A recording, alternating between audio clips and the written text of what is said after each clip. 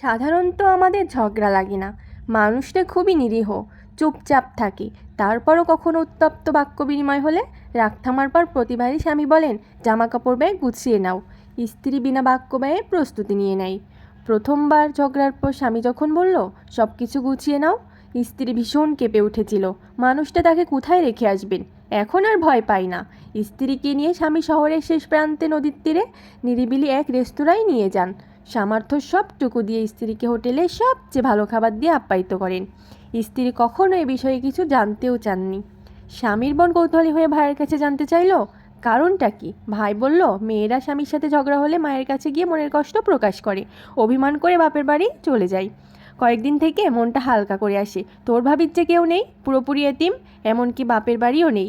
সারা জীবন ভাড়া বাড়িতে থেকে এসেছে, মা বাবাও বেঁচে নেই, কার কাছে যাবি? তাই ঝগড়ার পর বাইরে থেকে ঘুরিয়ে আনি, নদীর পাড়ে কিছুক্ষণ তাকে একাকী সময় কাটানোর সুযোগ করে দিই।